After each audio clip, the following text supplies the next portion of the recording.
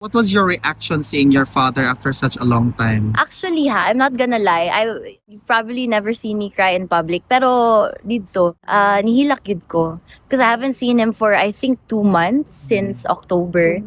And then since, as you know already, I'm sick, I have the flu, cough and cold. So, wala na ko nag-kiss sa iyang apik, well, maybe once. But, dili ko sa iyang tiyan nag-snuggle because, of course, no, our priority is his health. And, dili na to gusto nga mahawa siya. So, Kit, is it possible for you to share with us lang na what was his reaction seeing you? surprise siya, of course. When I go there, good, pag makita na ko siya, shagit ko, Papa Rudy! And so I shouted, and then ni dako yung mata. He looked very surprised, but also happy. He told me I look beautiful, but we can't talk much in the corridor, so we had to talk inside the designated area, good. So we talked there. And then, so ba yung reaction? He was looking me up and down, observe kung sa bago sa ako. At first, he noticed his ring that I wear. Maon ni iyang college ring. It's his favorite ring ever because he is very proud that he is a lawyer. So, maon to niya. This is his favorite ring yun. Then, he noticed I was wearing it. So, ang joke niya na, gwapo kag sing-sing imuhan na. Then, we laughed and sunod niya nga pansin akong buhok kay nagpa-straight ko buhok pulot man ni duha.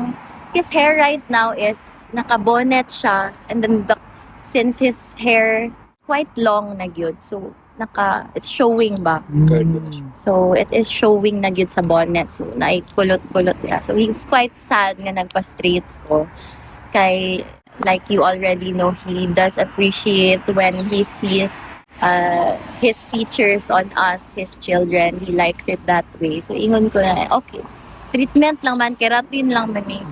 Balik ka ni. So, mato, ayun, he looked very happy, very surprised, and also very, I really saw the look of longing in his eyes. And then, like I said again, inevitably, I cried, yun. Nagluhod ko dito sa diri ko niga ko sa iyang tiyan, and then he said na he doesn't regret having a daughter like me. Kit, just a little bit political. What is your opinion about all the attacks hurled towards all of your family members right now? I mean, me, no, I've never even defended myself against any allegation before. So, with regards to the attacks against my family pod, wala. Basag, I mean, it's always gonna be there, especially with my sister. Whether they admit it or not, she's the biggest threat to them. So, not in a bad way, but just because kuha niya ang tao, and because the public knows that she's genuine about it, and that she really has the heart to serve.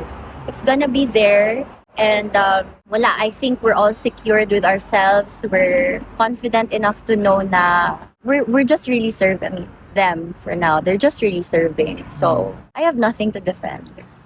Alright mga kababayan, so mag-react lang tayo dito sa video interview ni Kitty Duterte, no, na sa kasalukuyan po ay nandyan po siya sa The Hague, no, upang bisitahin po yung kanyang ama na si dating Pangulong Duterte.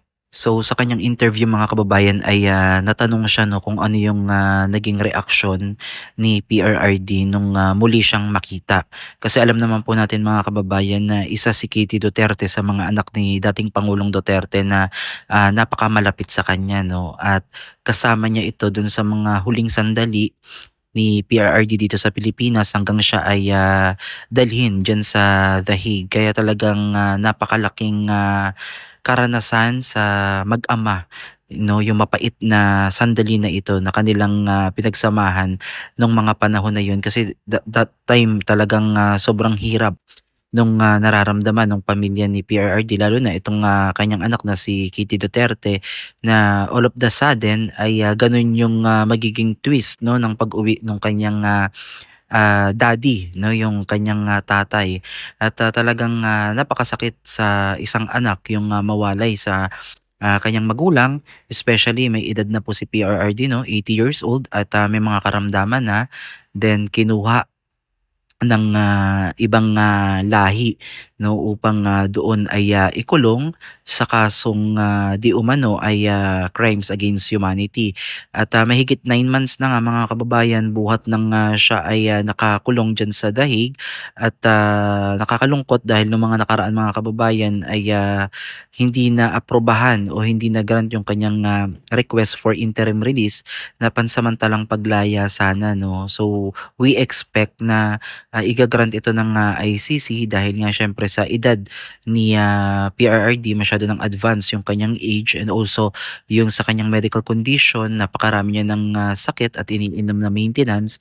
So isa yun sa mga grounds, no, para sa tingin ko personally ay for humanitarian kasi alam naman natin ng ICC ay pinaglalaban talaga nila yung humanity. So ang mga akusado o yung mga napatunayang nagkasala ay isang human din naman yan o tao pa rin yan at may mga karapatan pa rin naman sila. So in this case mga kababayan ay hindi nga naaprubahan itong kanyang interim release at nakakalungkot nga po yan dahil marami po yung nag-abang dyan.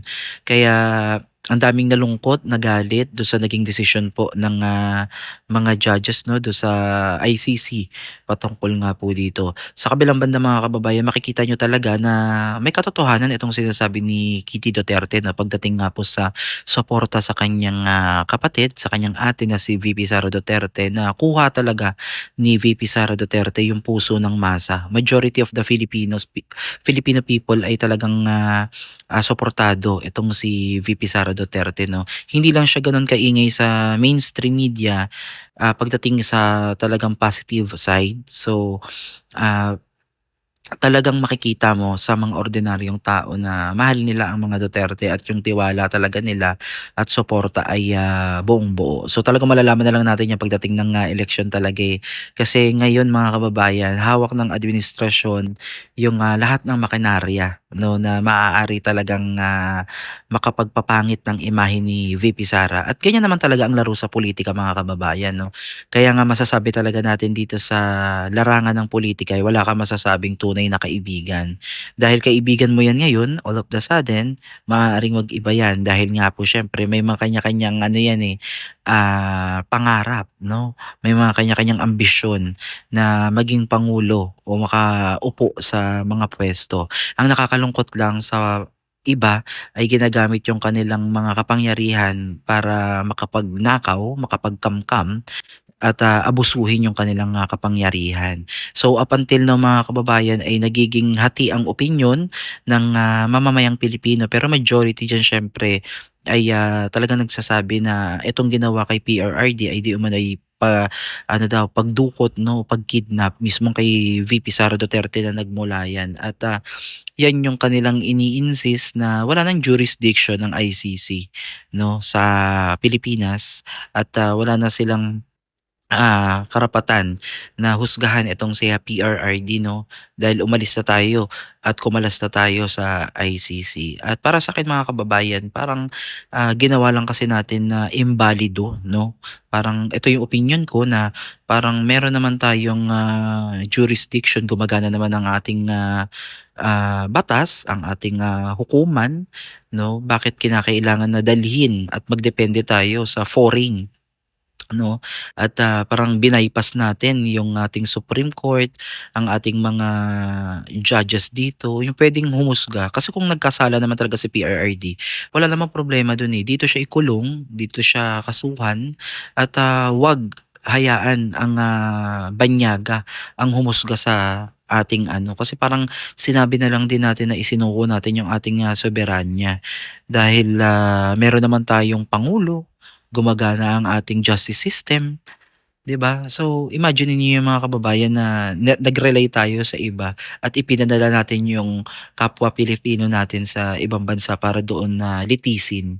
Samantalang yung ibang malalaking bansa kagaya ng Russia, USA ay talagang ano, no, kinokondena itong ginagawa ng ICC at sa katunayan nga mga kababayan may mga kaso nga yung mga judges sa Russia at kita nyo, makikita nyo ba yung ano nun, credibility nung mga ganun, 'di ba? So may mga bahid din yung, mga taong ito kaya, paano mo masasabi, paano ka huhusga sa isang taong, inaakusahan mo kung ikaw mismo ay may mga issue ka na ganito. So I don't think so, talagang, kapani-paniwala kasi talagang ang hirap 'no, parang panggigipit talaga ang ginagawa nito sa oposisyon. Lalong-lalo na kay VP Sara Duterte na alam naman talaga nila na napakalaking, threat sa kanila dahil kuhang-kuha ni VP Sara Duterte ang, masang Pilipino at, mararamdaman niyo naman yung mga kababayan kasi kung wala naman talagang epekto itong si VP Sara Duterte, eh, bakit nagtulong-tulong na yung administrasyon at mga oligarko, elitista, mga leftist, yellow pink, ano pa ba yan, pinklawan, dilawan, lahat na mga kababayan ay nagtulong-tulong na upang pabagsakin itong si VP Sara Duterte. Pero up until now mga kababayan, makikita nyo na chill lang si VP Sara Duterte at nothing to hide. Kaya nga sabi ni Kitty Duterte na wala siyang dapat i-defense o i-defend sa kanyang pamilya. Wala siyang dapat ipaliwanag. Sila ay nagtatrabaho lang ng maayos at nagsasabi ng totoo. So again mga kababayan, ito ay opinion ko. May kanya-kanya tayong opinion at kailangan respetuhin lang natin yung isa't isa. Now, again mga kababayan, kung may comment pa kayo dito sa ating video at sa inyong napanood, please comment down below at ating talakayin yan sa susunod nating reaction video. Maraming maraming salamat po at God bless po sa inyong lahat.